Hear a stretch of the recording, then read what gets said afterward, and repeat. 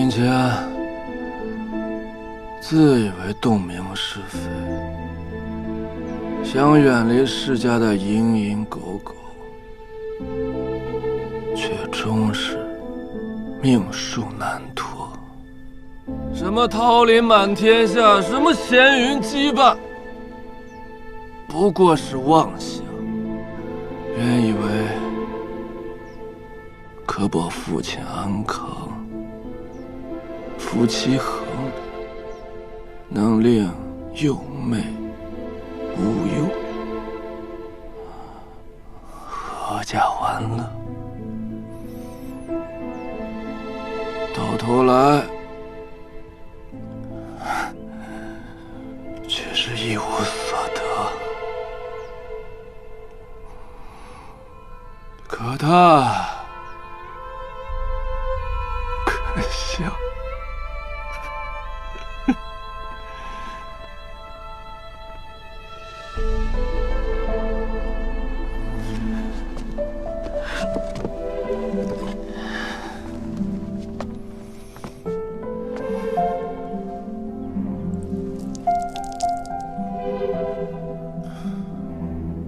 不孝子向亡父赔罪，但愿来生黄泉碧落，不复相见。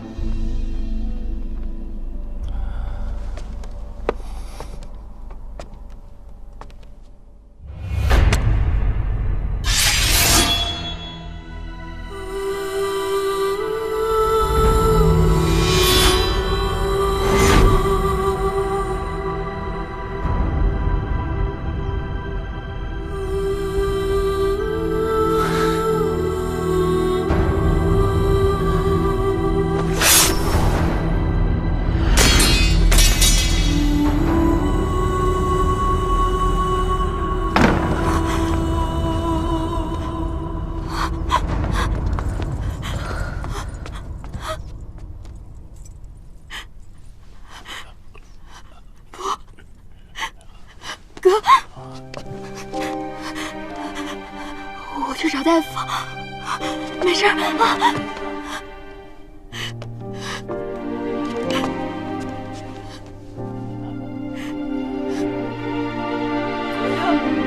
你不要离开我，你不要离开我，不要死！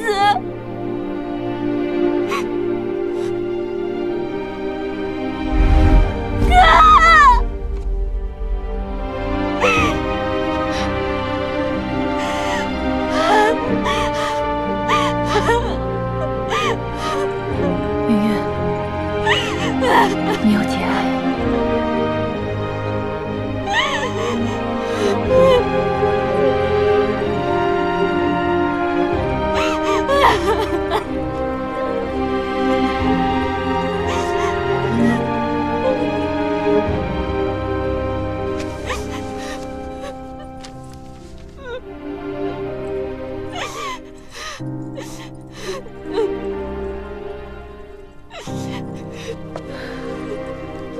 云云，这该是你兄长的手书吧？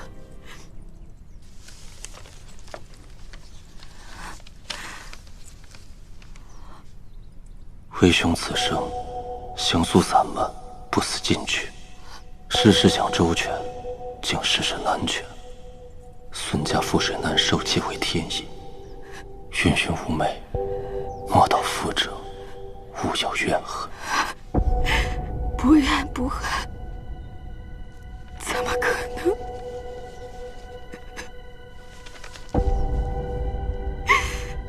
我定要让母烛火血债血偿！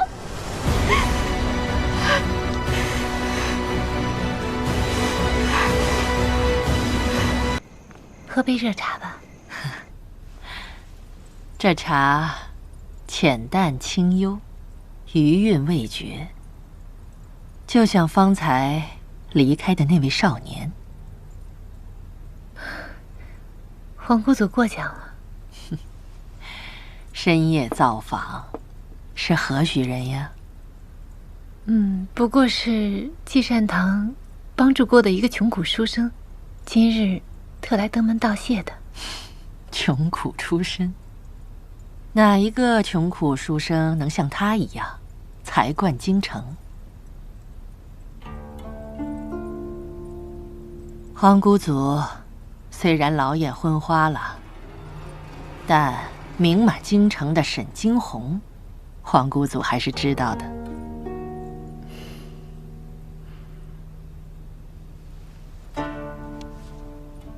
娇娇，莫怪皇姑祖啰嗦。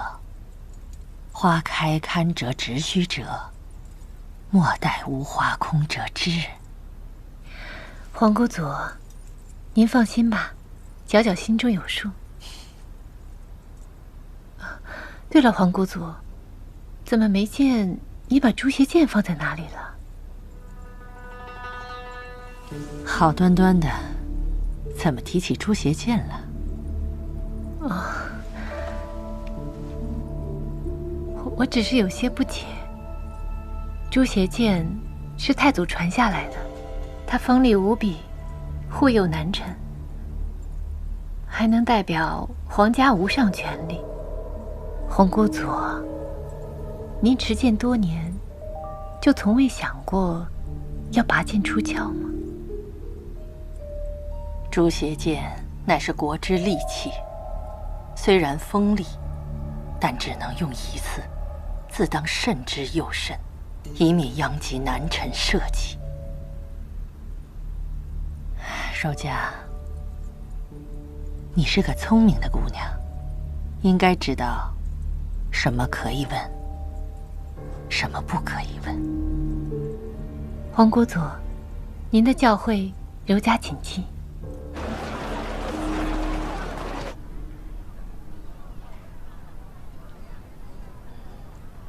云剑，这一次，你真的不愿意帮忙吗？不是不愿，而是不能。他再如何罪行累累，也是生我养我的父亲。我实在……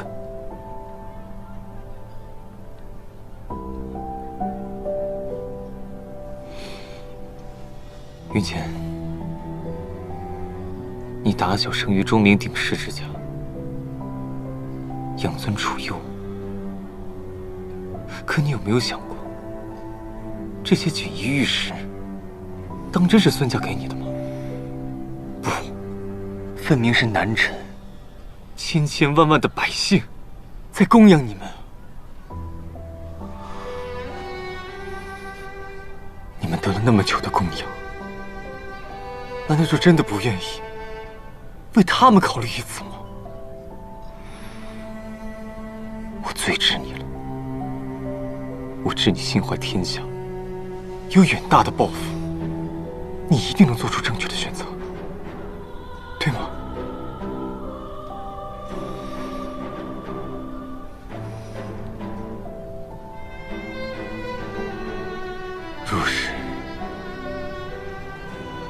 若是我向你保证，我能保孙家剩下平安，那你愿不愿意助我一臂之力，还天下百姓一个朗朗乾坤？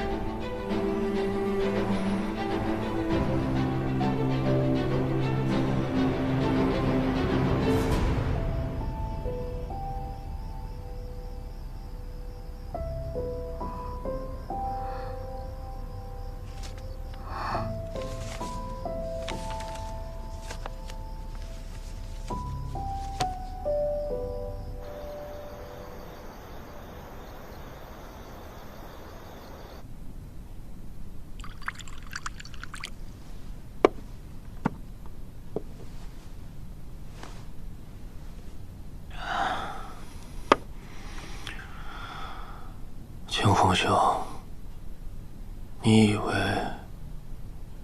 我希望自己姓孙啊？每个读书人第一次读到为生民立命时，谁能不热血激昂？盼望着有朝一日成无双国士，力扛江山万万年。古往今来，才太子高人何其多，而真国时，能有几人？而我姓孙，偏偏姓孙。今红兄才高八斗，你来告诉我，这世上是否有双全之法？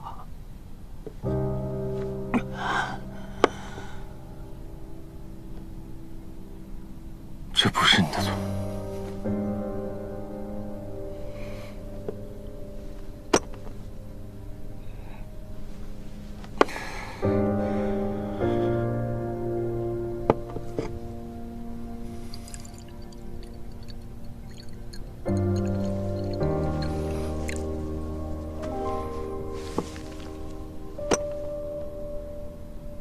这是天星号的账簿。天星号，就是那件分号遍布全国的大商号，跟孙家有关。没错，你要的都在这账簿里。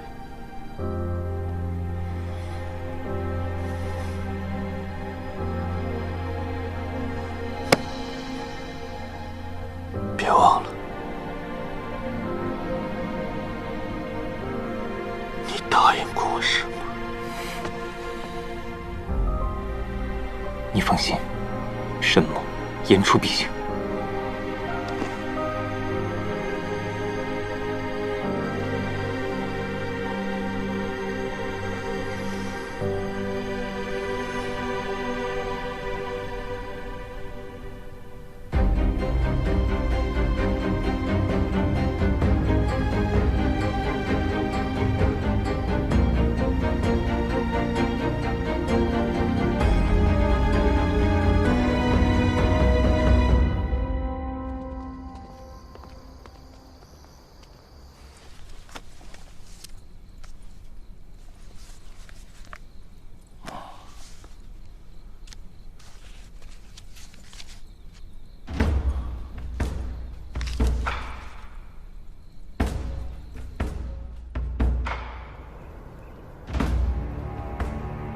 沈大人，你口口声声指证孙家，可否有真实证据？回禀陛下，臣确有真材实据。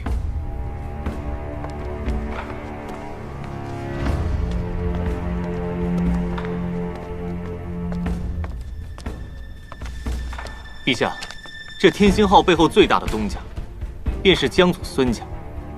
孙儒以权谋私，盘剥赈灾粮，中饱私囊，导致朝廷损失数百万两，是怀州恶殍遍野。还请陛下明察严惩，以儆效尤。孙儒，证据确凿，你还有什么话要说？陛下，老臣知罪。沈清，这孙儒，你觉得应当何罪？臣以为，孙儒之罪，罄竹难书。但是，这本账本，乃孙儒之子孙云谦交予微臣。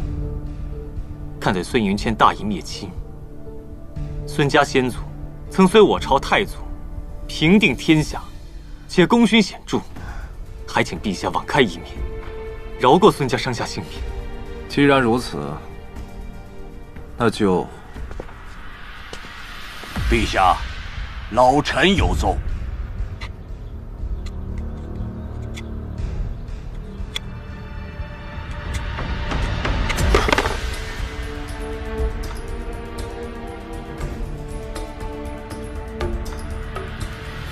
周卿有话要说。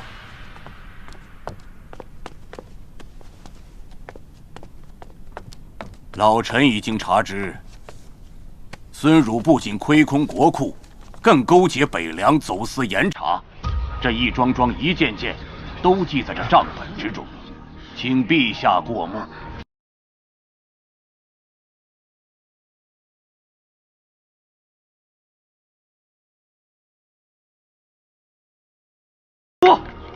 竟敢勾结北凉，简直十恶不赦！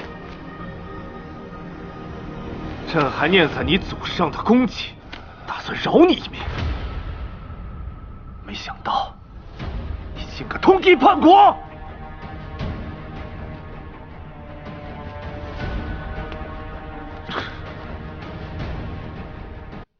传朕的旨意，孙汝罪行滔天，当斩首示众。孙家男丁流放关外，孙家女眷没入贱籍。陛下，孙汝固然有罪，但孙云谦他……孙云谦举报有功，大义灭亲，罪责全免。可是朕意已决，不需再说。陛下圣明。陛下圣明。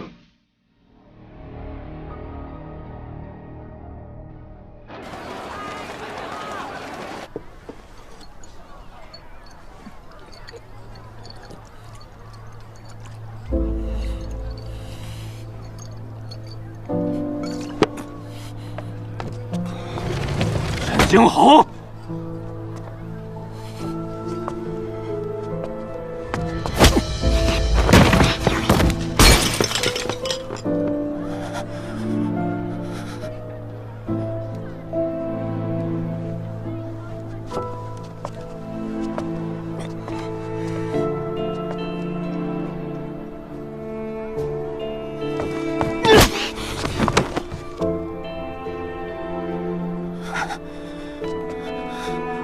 你答应过我什么？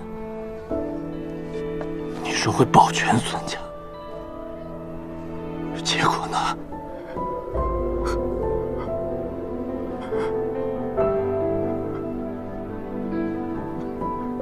抱歉，抱歉，抱歉有用吗？我问你，抱歉有用吗？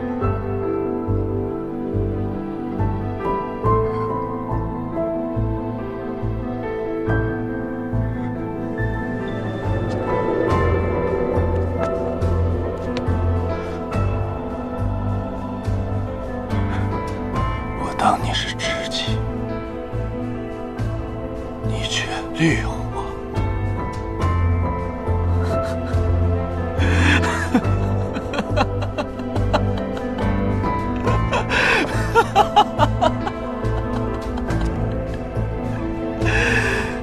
好啊，我孙云谦今日才算看清你了。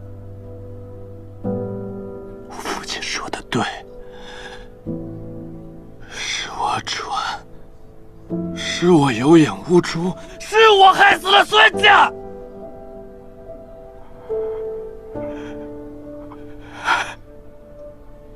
我的惊鸿兄，不，现在应该是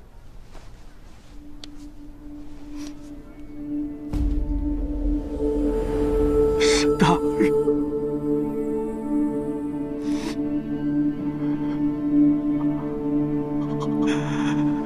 好一个言出必行！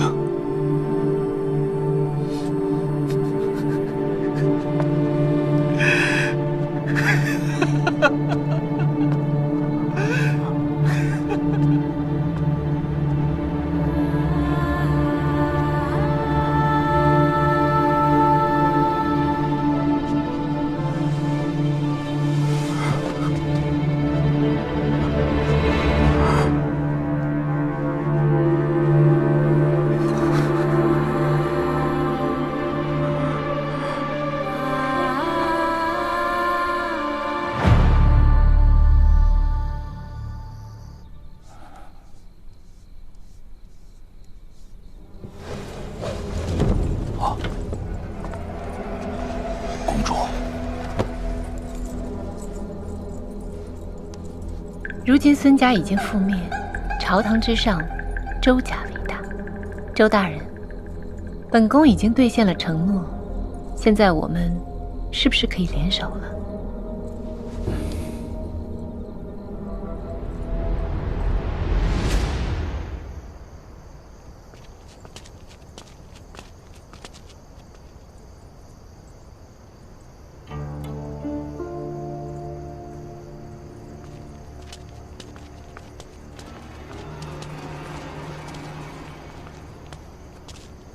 等了很久吗？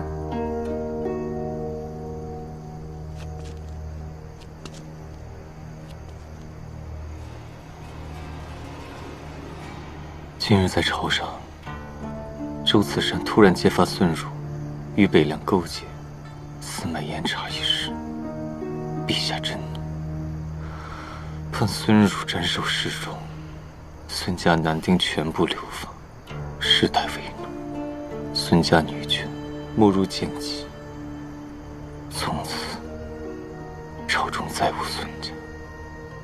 此事，本宫已经听说了。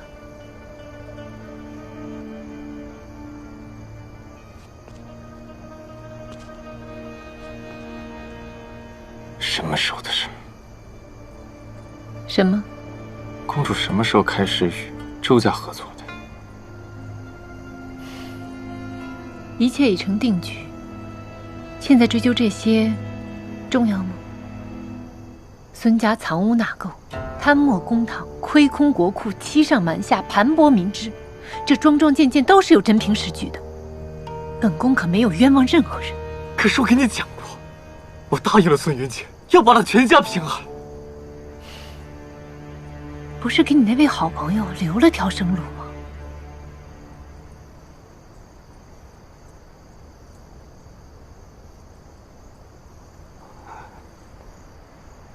既然公主早有定夺，那下官就没什么多言了。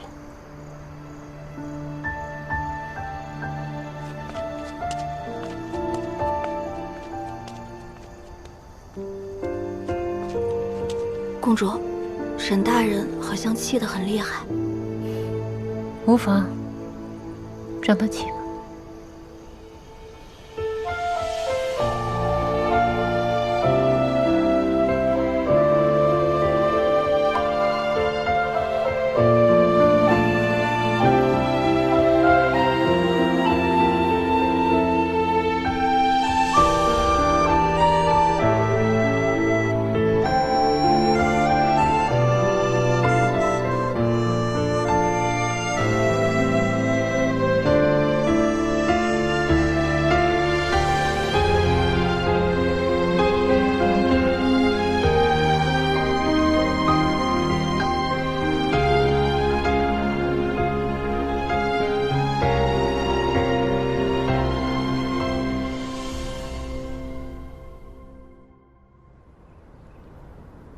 关于恩印这一事，沈卿和穆卿有什么看法？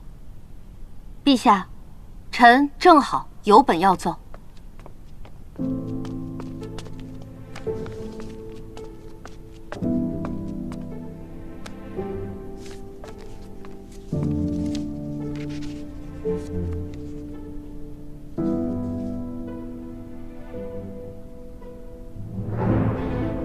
不是废印令，而是推恩制。回陛下，恩印制能延续数百年，并非毫无益处。世家子弟诗书传家，文才武艺大多都胜过寒门子弟，也对朝廷做出了不少贡献。若一味废除恩印制，对朝廷来讲也是一种损失。所以依臣之见，不如去无存精，推恩施惠。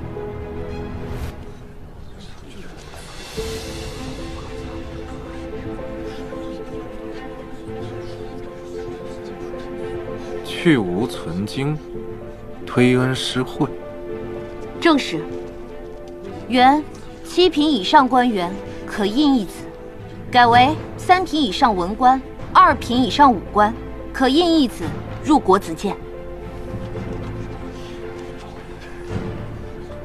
你这奏上说，恩印制控制住以后，科举取士名额便会增加。正是。对官家子弟来讲，只要通过了会试，殿试面圣便是10拿9稳。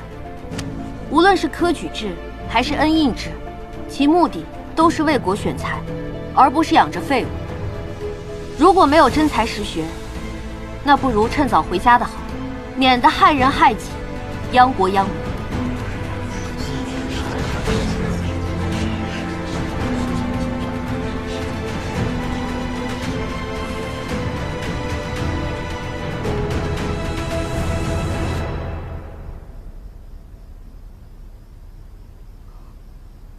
老师这青龙册，我以前只读过上卷，未曾想这下卷才是重中之重。若贸然推导，则祸福难料。这一句，才是行之有效的解决之道。老师虽反对恩印制，但从未想过要一口气废除。正如王爷所言，当循序渐进，徐徐图之。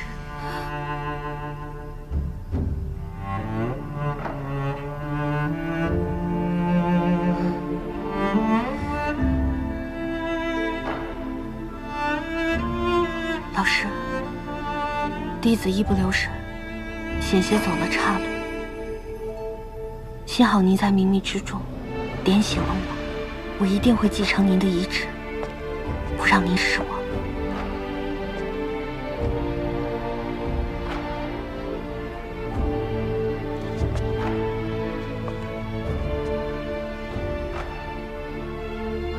你终于过了这一关。商先生在天有灵，一定会以你为傲的。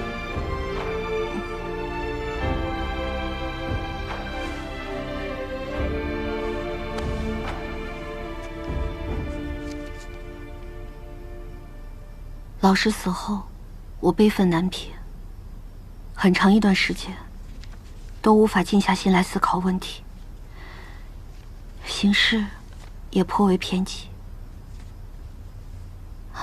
就算是跟孙家对抗，甚至是占了上风，也没有丝毫喜悦，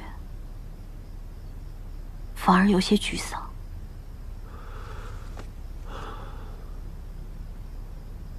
我有一事相告。核心调查后发现，商先生生前有2拨人去找过他。什么？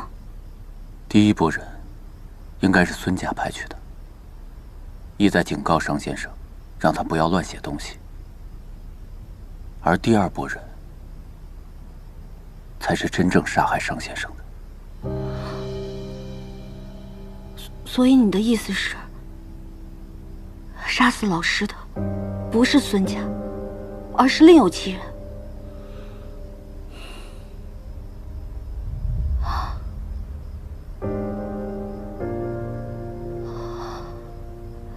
对老师下手，无非就是要拉我下水。能有此般心机手段，又如此了解我的，也只有柔家公主。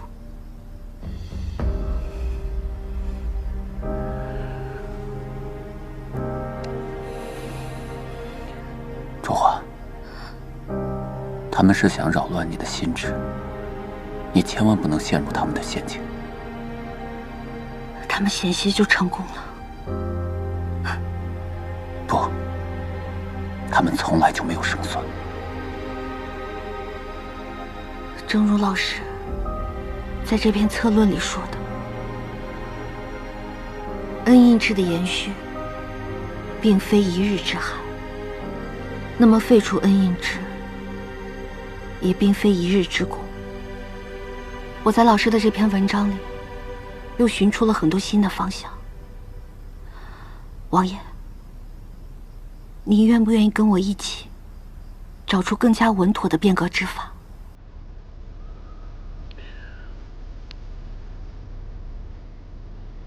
好。是那些遗忘。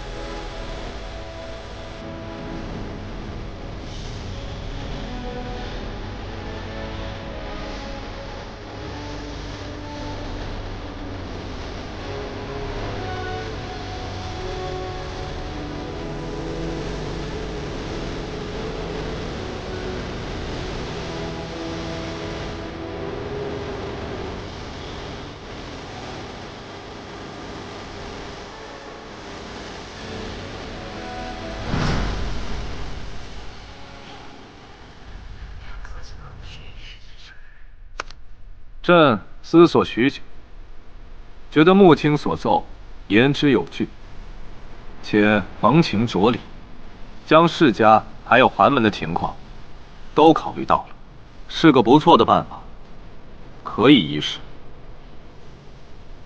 穆青家果然没有让朕失望。陛下谬赞，臣愧不敢当。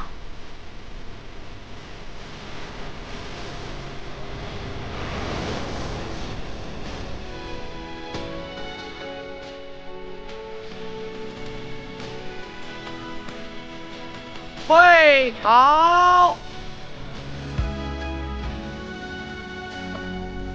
皇叔，陛下，关于恩印一旨，臣还有一言。皇叔，请讲。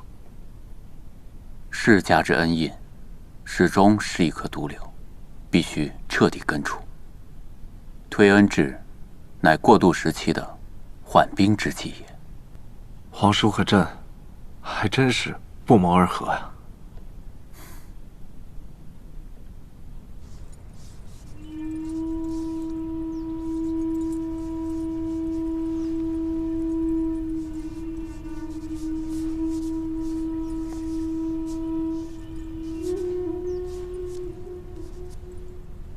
公主，见。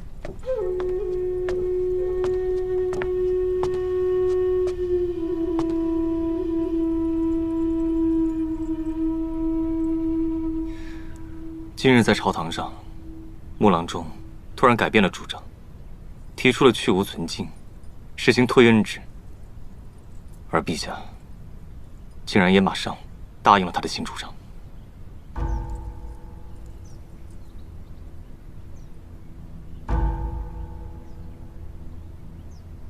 看来公主已经知道了。本宫也没有想到他会另辟蹊径。如此一来，世家虽有不满，却不会轻举妄动，你我的筹划便落空了。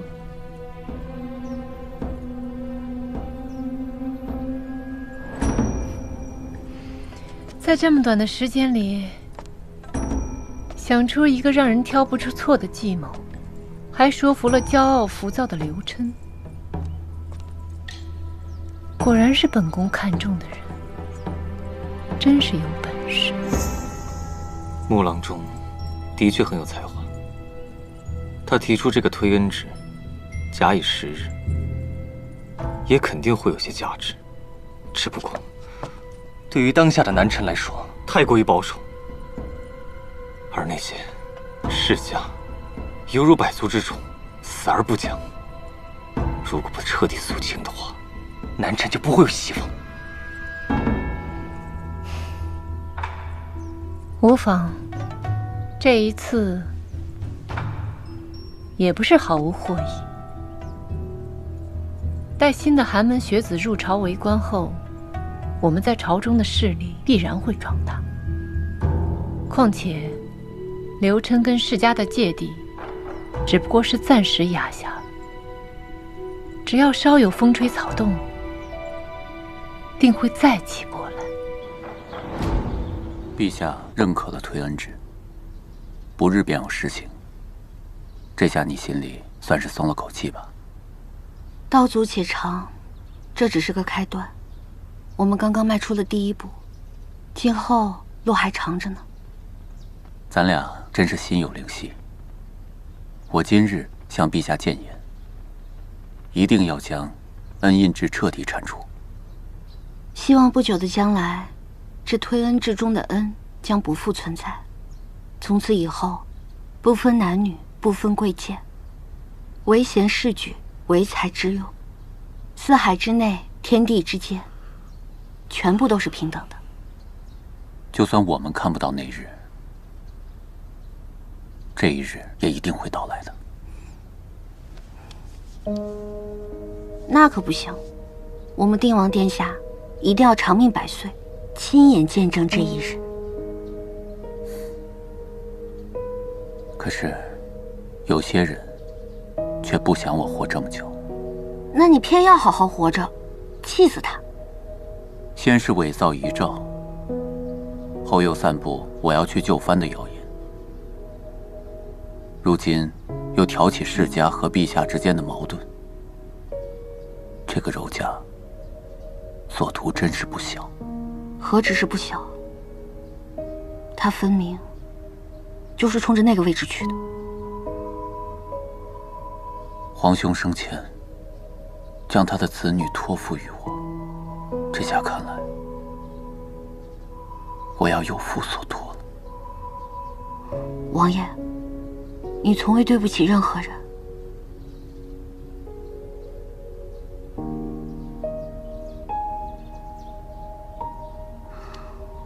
怎么了？我在担心孙兄。孙云谦？他一方面是心怀大义，另一方面也是为家人着想，所以才亲手把孙家的罪证交出来。虽说孙家是罪有应得，但是我担心他会想不开。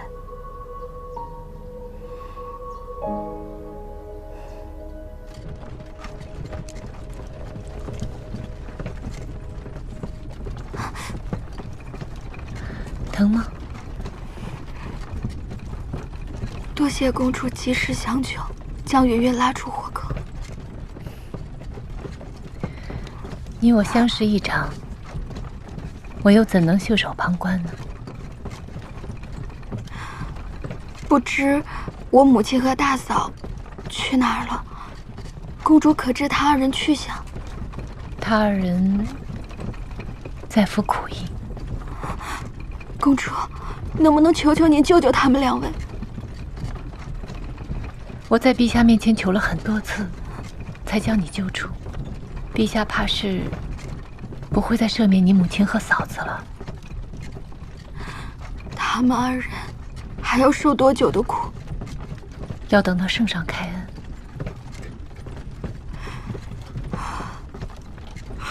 我母亲年事已高，大嫂她一向身子就孱弱，他们怎么能受得了苦役呢？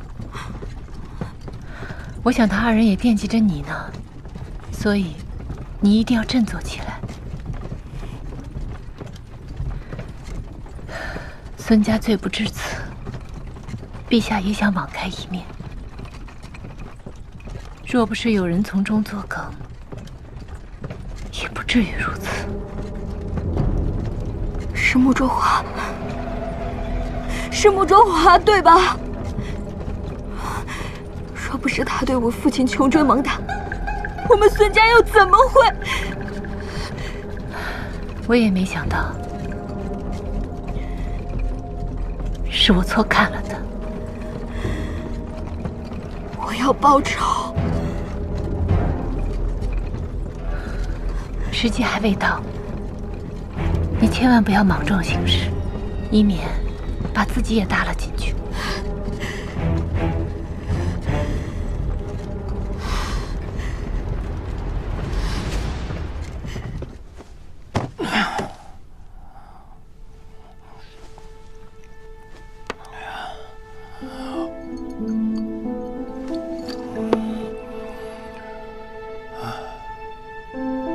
我孙云谦自以为洞明是非，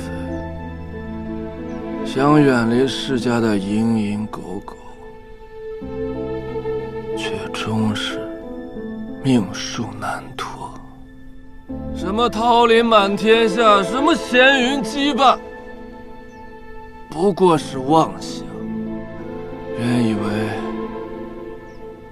可保父亲安康，夫妻和睦，能令幼妹无忧，阖家欢乐。到头来，却是一无所得。可他可笑。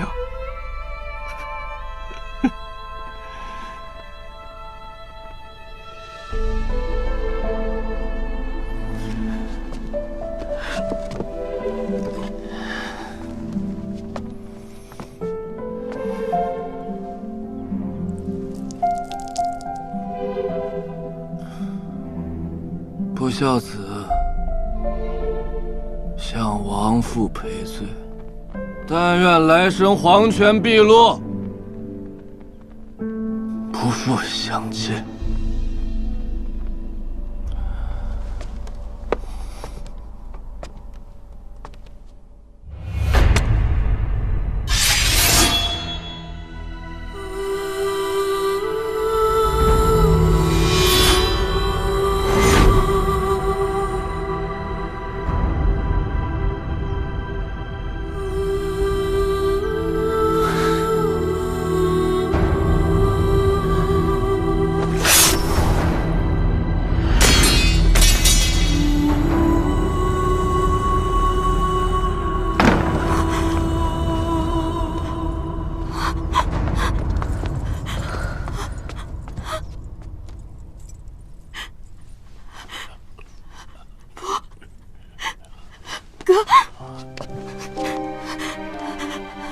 我去找大夫，没事啊。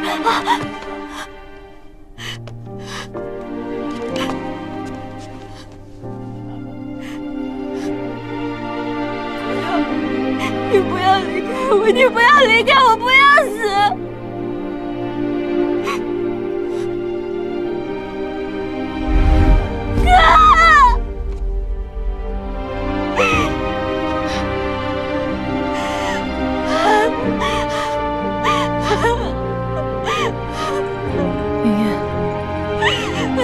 你要节哀。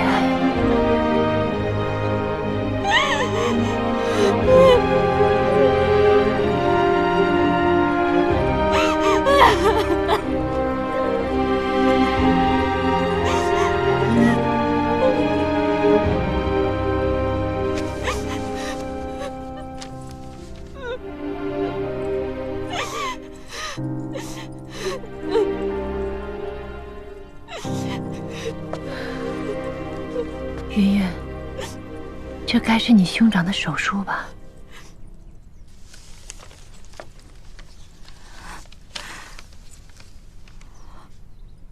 为兄此生行诉散漫，不思进取，事事想周全，竟事事难全。孙家覆水难收，即为天意。云云无美，莫道夫者勿有怨恨。不怨不恨，怎么可能？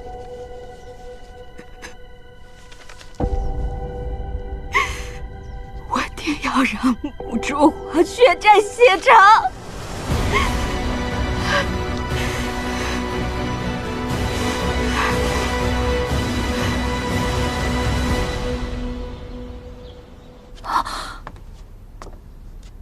孙云谦自尽了。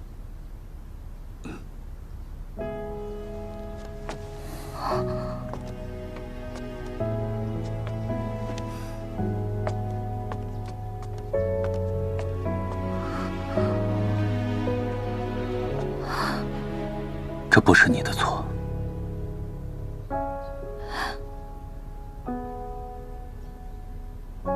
孙云谦也没有错，但是他就这样死了。是柔家，他联合了周家，给了孙家致命一击。又是他。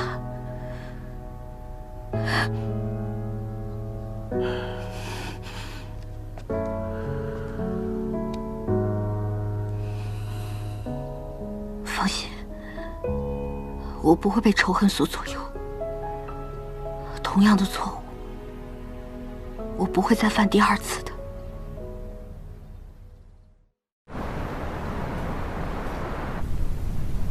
是我错了吗？是我答应了云谦，要保住他全家。可谁能想到，我竟连他也没保住。你是在怪我？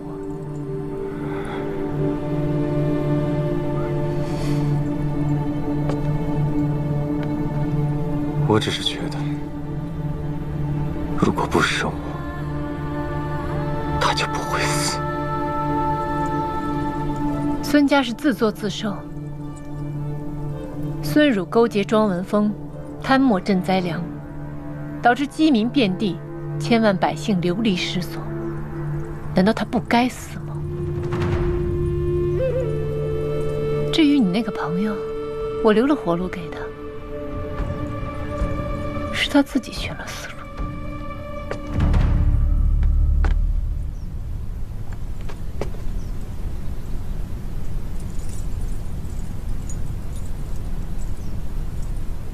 我说错了吗？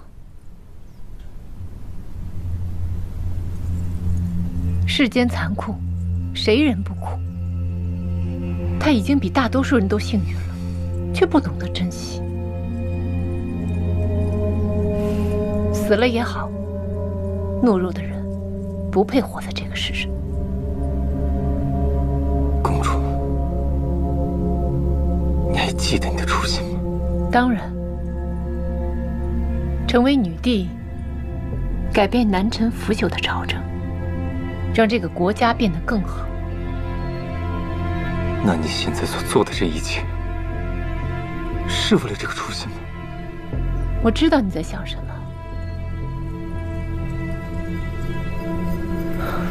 那我问你，一人之命与一家之命，孰轻孰重？一家之命与一国之命，孰轻孰重？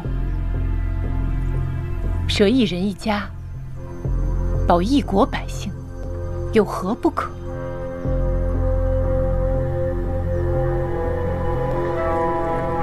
任何事情都是要付出代价。可同为蛀虫，为什么孙汝必须要死，而周子山却活得好好的？权宜之计罢了。等时候到了，他自然会得到应有的惩罚。好，好。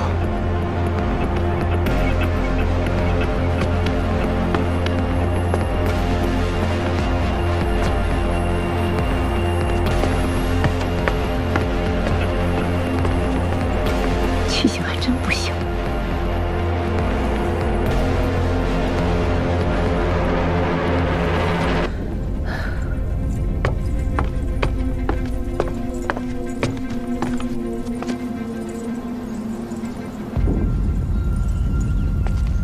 皇叔，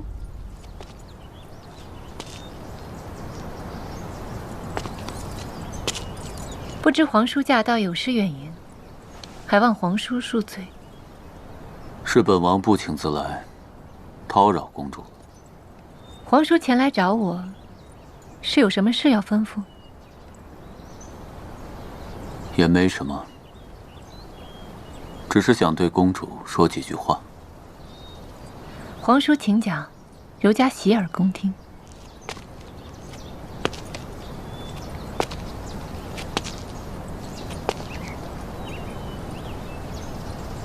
悬崖勒马吧。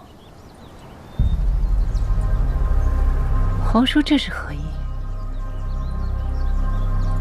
你父皇生前最不愿意看到的，就是同室操戈。他希望他所有的孩子都能平安到老，也希望你们能够手足相爱，相互照顾。可惜呀，世事总是难如人意。看来你是不愿迷途知返了。迷途？那皇叔觉得什么才是正道？正道便是你父皇的遗命，他既然传位给臣了，本王便会誓死拥护。有人要是敢包藏祸心，动摇我南臣之根本，本王定不会手软。那柔家便拭目以待。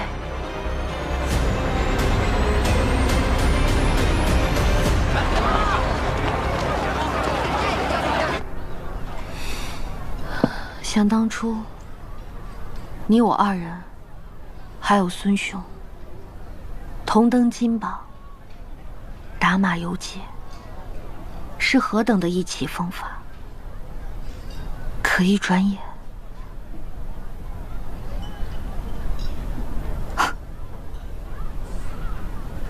可一转眼，故人便已西去。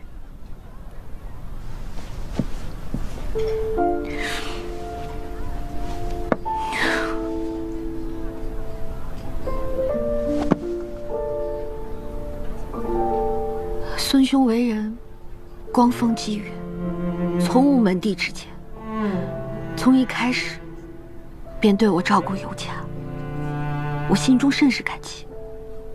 你知道吗？孙兄曾经跟我讲过，他虽身在庙堂，却心在山野。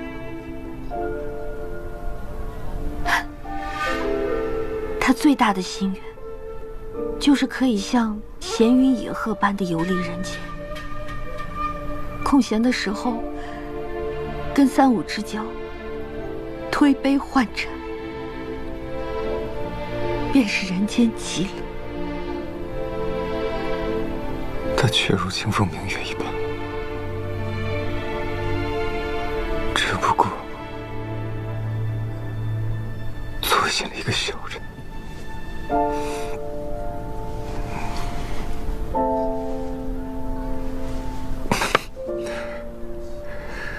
我先前还并不确定，但我见你如此忧伤，我相信孙兄之死不是你刻意为之，而是你背后的人在推波助澜。沈兄，你当真了解柔家公主其人吗？你知道吗？我的老师同样也是死于非命，而起因便是你的大肆宣张。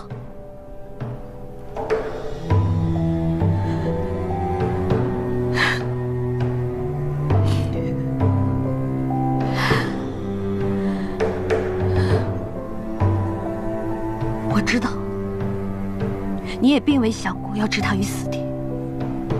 是柔家公主为了拉我入局，先利用你，再派人杀了我的老师，后来还要嫁祸在孙家头上。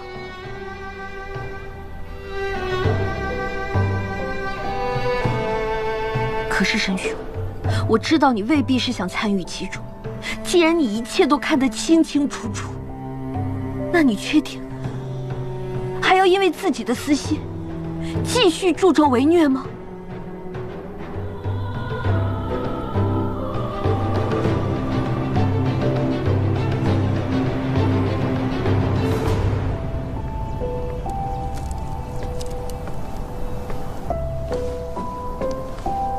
卓华，你怎么来了？略作叨扰，还望公主不要见怪。你这话跟皇叔倒是很像。那公主应该能猜到下官的来意。卓华怎对我如此生疏啊？下官以为公主心里是明白的。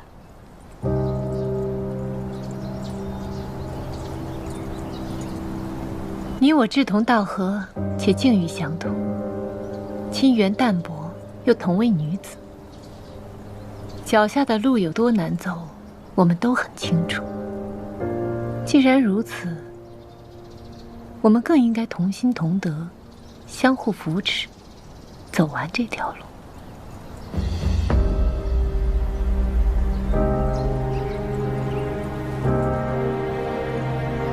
下官以为公主此话不对。哪里不对？起初我真的以为我们可以并肩而行，后来，我又以为我们至少是殊途同归，可到如今我才发现，原来我们早就背道而驰，分道扬镳了。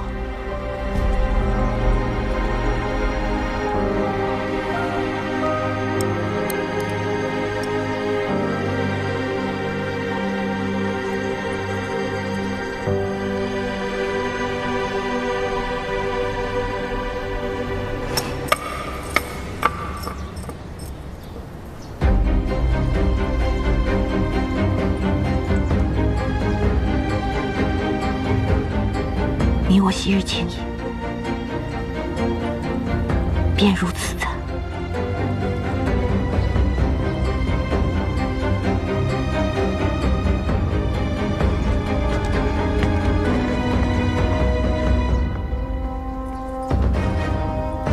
既然它不是抬举，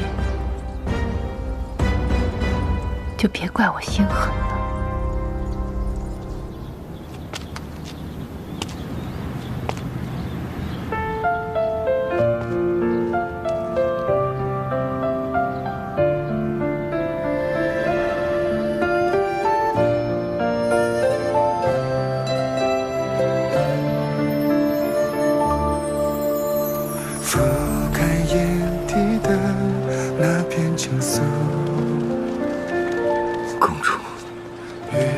究竟是个怎么样的人？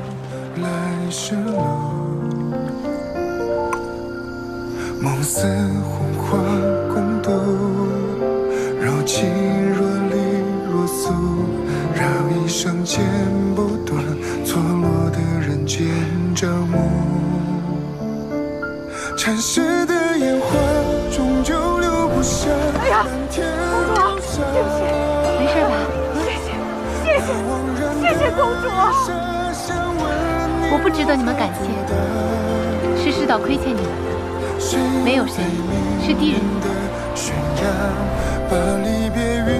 到底哪个才是真正的你？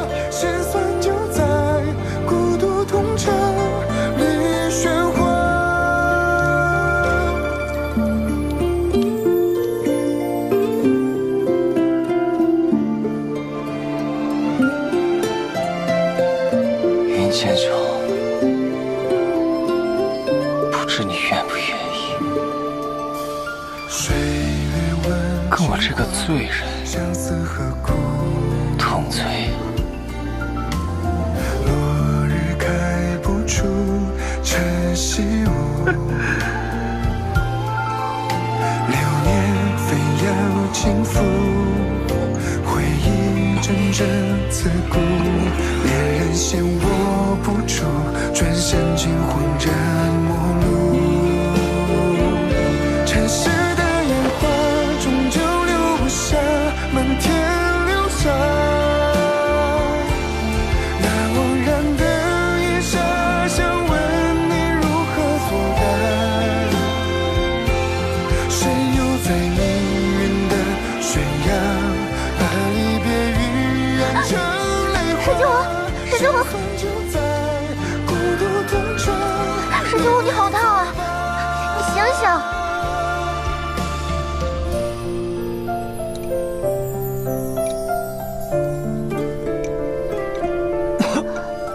哎，你别乱动啊，要不先喝点药。头疼。疼？要我给你揉揉吗？慢点。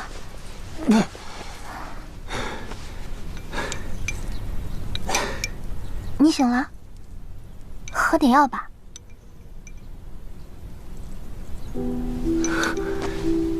你怎么在这儿？我是光明正大走进来的，你家也不关门。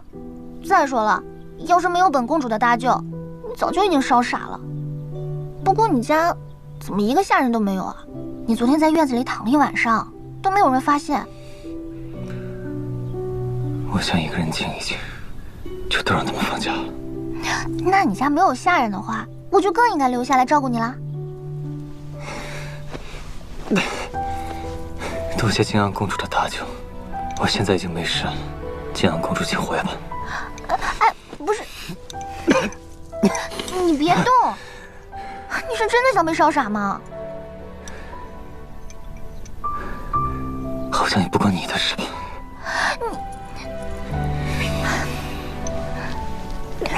行，那你把药喝了，我就走。我要亲眼看你喝完。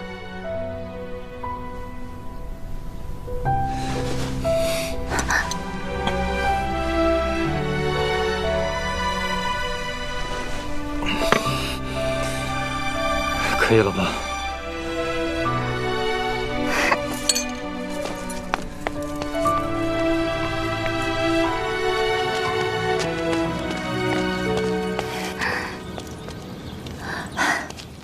我一个外族公主，不知礼数也就罢了，柔家公主可是冰清玉洁的金枝玉叶，竟然也一大早上往一个男人家里跑。建安误会了，本宫来找沈大人，是商议一些关于祭善堂的事务。你别在我面前装了，我可不是相信你话的大傻子。罢了，你年纪小，口无遮拦，本宫不与你计较。不过你也不要玩得太野了。别忘了，你家兄长还念着你。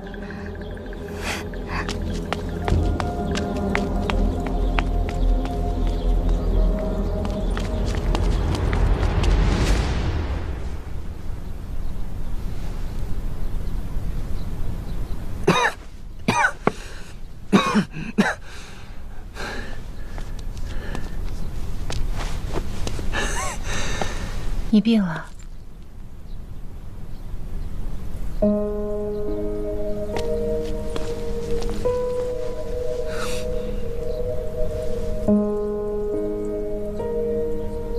公主怎么来了？你请回吧。为何？寒舍简陋，不足供应。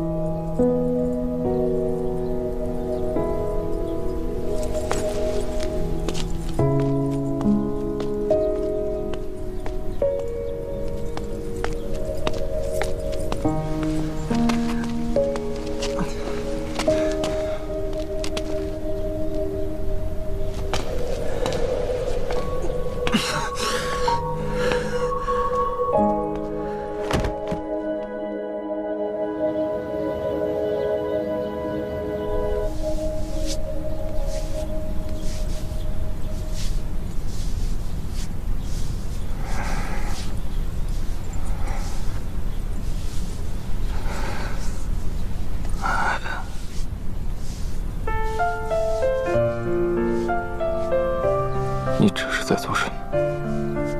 我在用酒给你降温。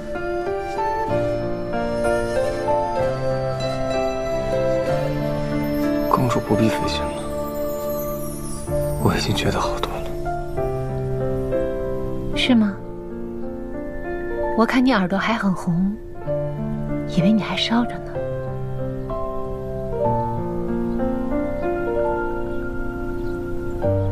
我知道你在生我的气。那日我说话是过分了些，可孙云谦之死确实在我意料之外。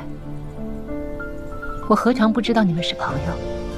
就算不顾及他，我也要顾及你啊。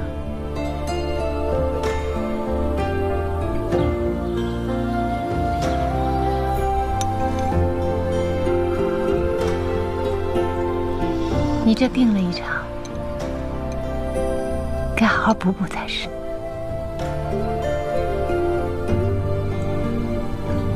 公主金尊义贵，就不用在我这儿浪费时间了。沈大人既然知道我们公主尊贵，那应该也知道公主何时这样照顾过别人。为了给你熬汤，手都烫伤了。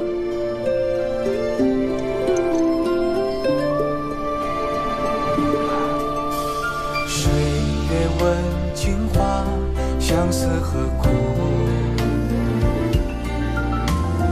落日开不出晨曦舞，流年非要轻抚，回忆阵阵刺骨，恋人心握不住。转身竟恍然陌路。青石的烟花终究留不下满天流沙，那惘然的衣裳，想问你如何作答？谁又在命运的悬崖，把离别晕染成泪花？心残就在孤独痛着里喧哗。青石的烟花终究留不下满天流沙，我轻轻的牵挂，而你要如何收下？听风声下锁了寒鸦，遗憾从悲欢里发芽，星辰就在孤独痛着里崩塌。今生的年华，我甘愿为你抵挡风沙。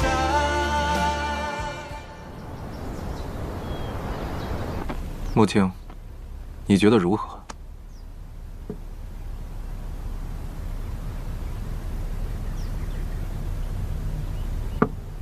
穆青，啊，你有在听朕说话吗？陛下，臣御前失仪。哎，不用跪，不用跪。朕就是随便问问，你今日是怎么了？怎么一直心神不宁的？陛下，臣今日有些腰酸背痛，不太舒服。哦，想必是近日忙着推恩制的事情给累着了。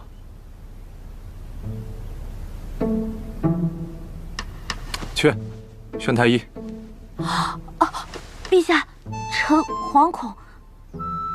臣只是一点小毛病，过2日便好了，实在不必劳烦太医。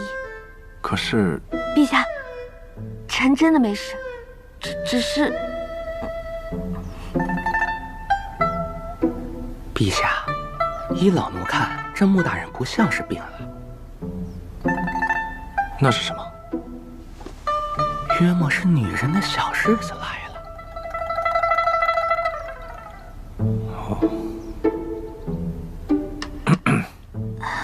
哦，原来是这个呀。朕也是想岔了。哎，要不这样，朕放你半天假，你回去好好歇息歇息。谢陛下，臣回户部把事情做完，就回去歇息。哦，行，那你要注意身体，不要累着了。是。臣告退。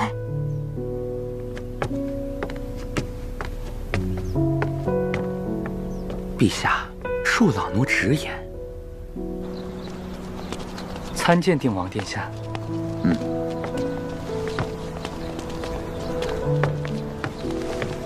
谢谢王爷。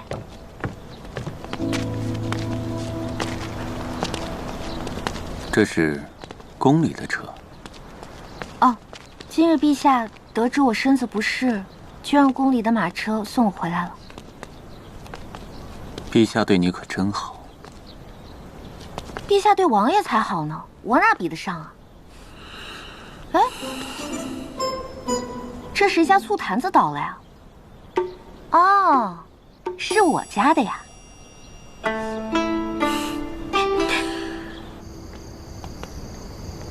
皇公祖直接留在定京不好吗？也让朕这个做晚辈的在您跟前尽尽孝啊。是啊，山高水远的，这一走，也不知何时才能再见。在江南住久了，不习惯定京的气候了。陛下身为天子，事务繁重，还来为我饯行，真是折煞我了。此言差矣。朕是晚辈，寻常人家晚辈都会给长辈饯行，朕只是应该的。寻常人家的孩子，到了陛下这个年纪啊，早就成婚生子了。不错，可是哀家怎么说都没用，陛下总是搪塞敷衍。哎呀，怎么又说这个呀？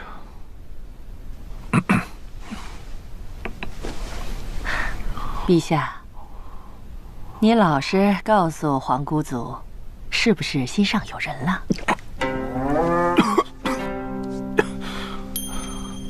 怎么可能？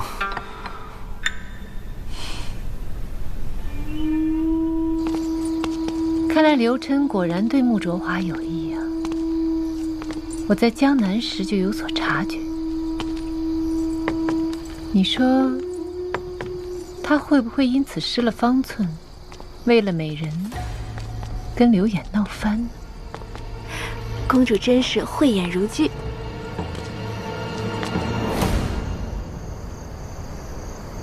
说起来啊，前几日我还见到了咱们南陈的那个女探花，当真是机敏。是啊，卓华才华横溢，不输须眉男儿。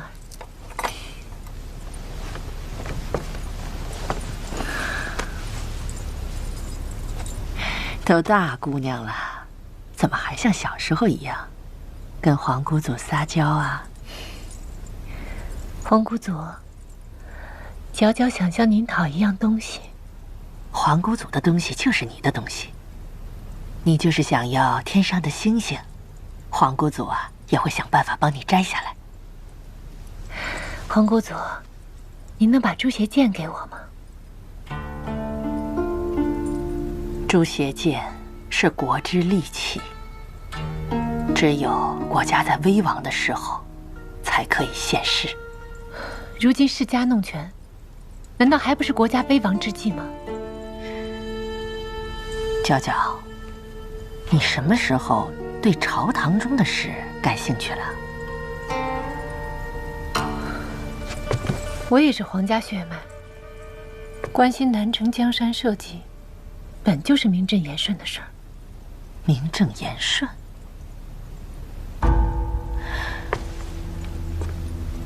娇娇，莫非你想坐那个位置？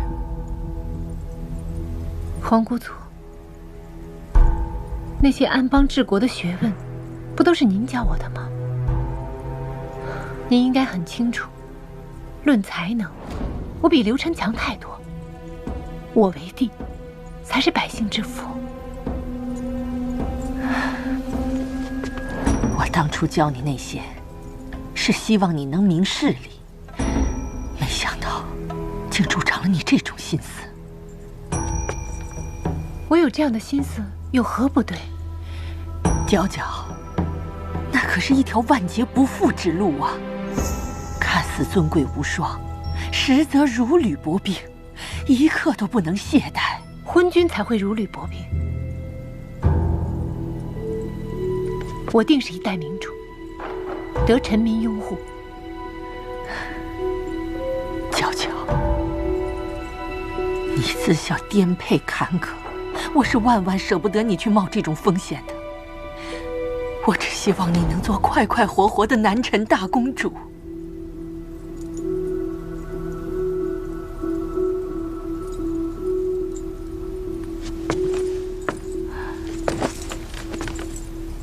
皇姑祖，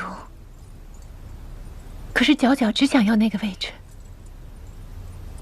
如果您真心疼我，就把朱邪剑给我吧。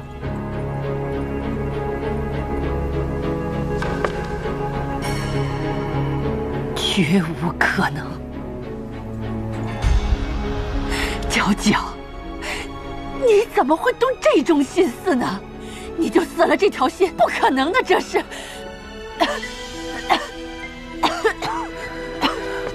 皇姑祖，你消消气。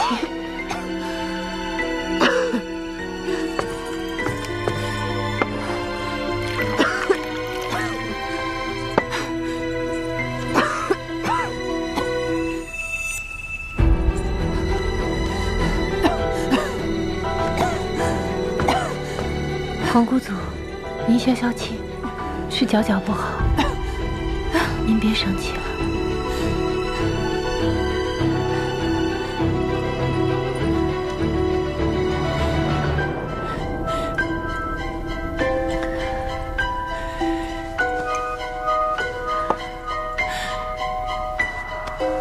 娇娇，你跟我回江左，咱们太平过日子，好吗？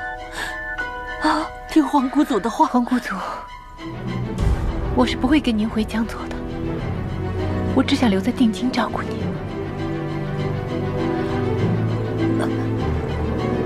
我怎么有点头晕呢？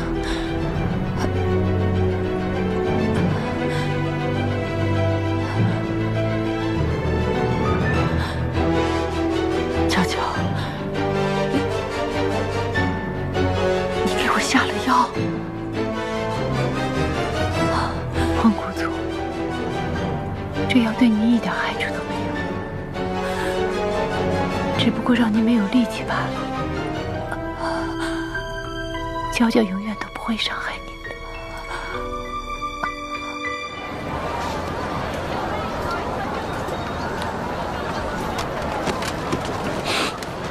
小七，你瞧你那份德行，知道明白的是你让小七帮助一下咱们幕府，不知道的还以为你舍不得姑娘呢。你怎么净说大实话呀？母亲，莫老爷，陛下既已把此事做了判处，便是有个了结了。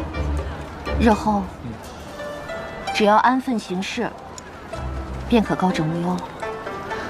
你放心，我会盯着的。就算我这双眼睛盯不住，还有18个妹妹帮衬着。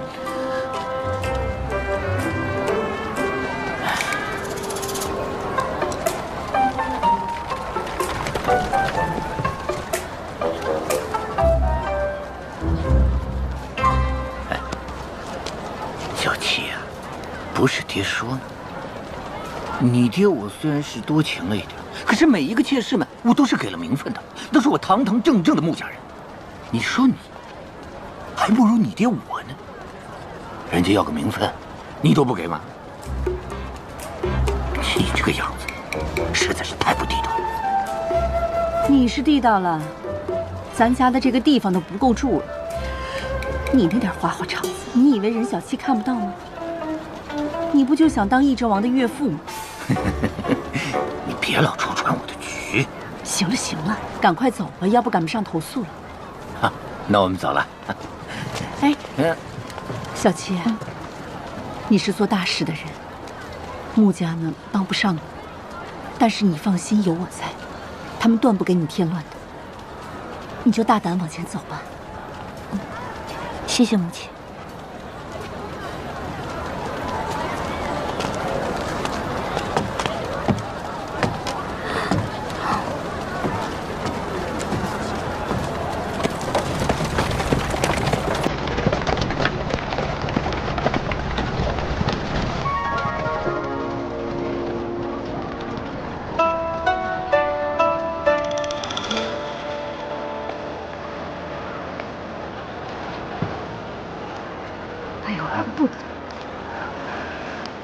好吃。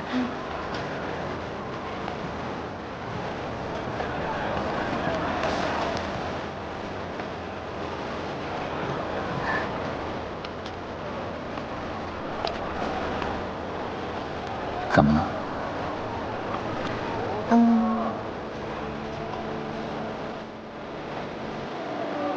想吃包子？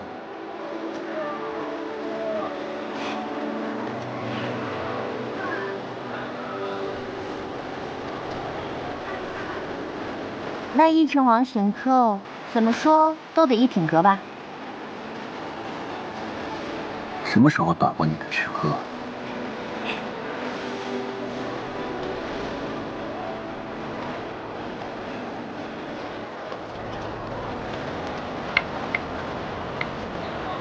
好不容易想蹭顿包子，没想到还卖完了。哎，王爷，要不然咱们去食香居，我听居弟说那儿来了一个大厨，特别会做点心。好啊。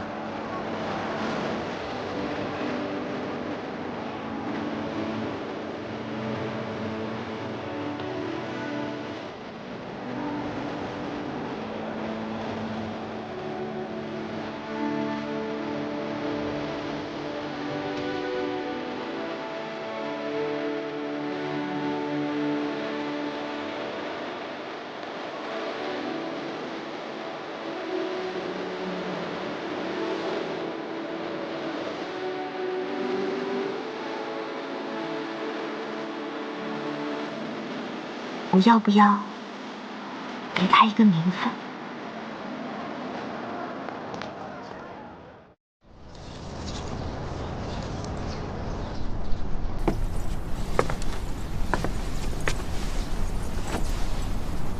这3次华贵端庄，旁的姑娘带上定会喧宾夺主，也就云云能压得住，不愧是世家第一闺女。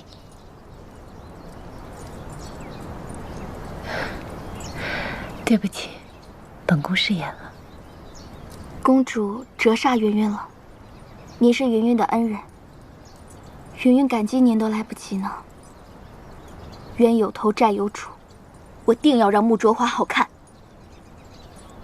卓华或许有苦衷，罢了。你若有什么难处，就告诉本宫，本宫定会全力帮你。多谢公主。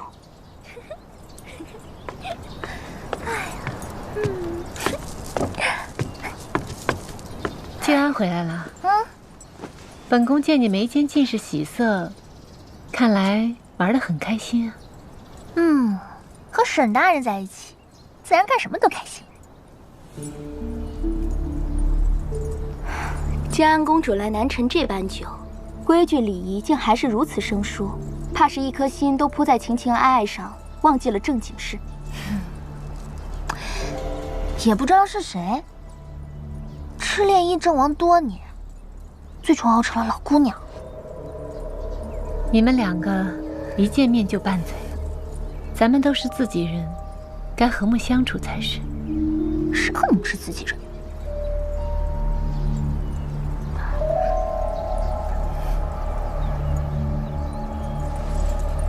静安夫如凝脂，戴上这串南珠，定是光彩夺目。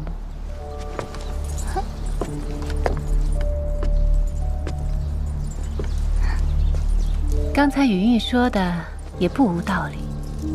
明日中秋宫宴，你可不能失了体面。毕竟你来南城，不是为了游山玩水的。好了，先失陪了。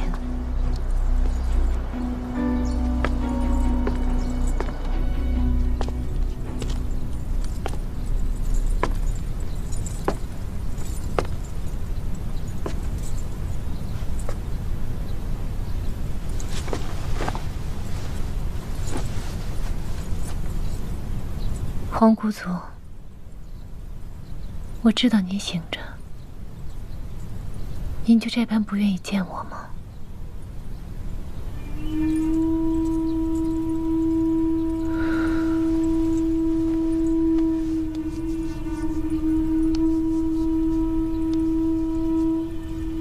皇姑祖，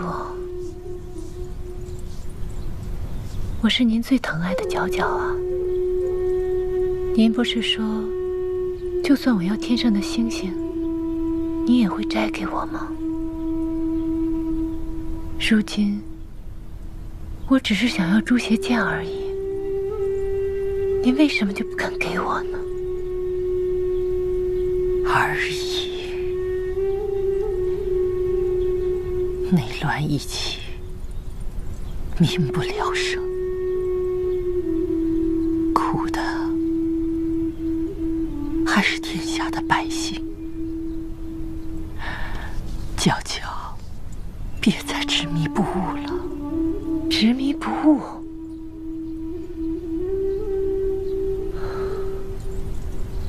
皇姑祖，我最不能理解您这一点了。您明明有能力，就是没有勇气迈上去。毕竟当年您离那个位置只差一步之遥。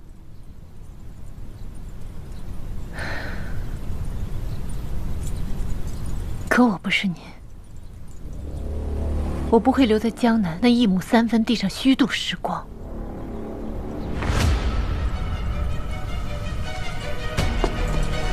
您没做的事儿，就让角角帮您做吧。您就留在定京，看看我如何功夫刘氏基因。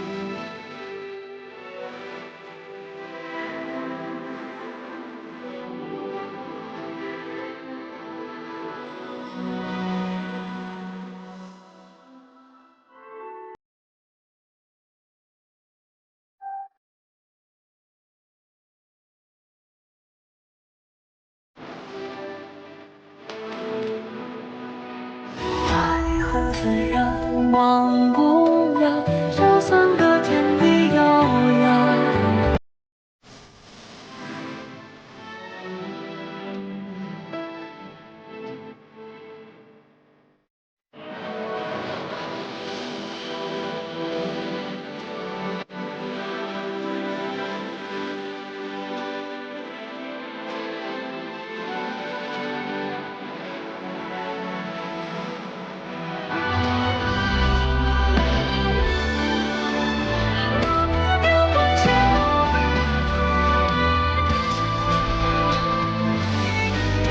留住你，也哪怕多。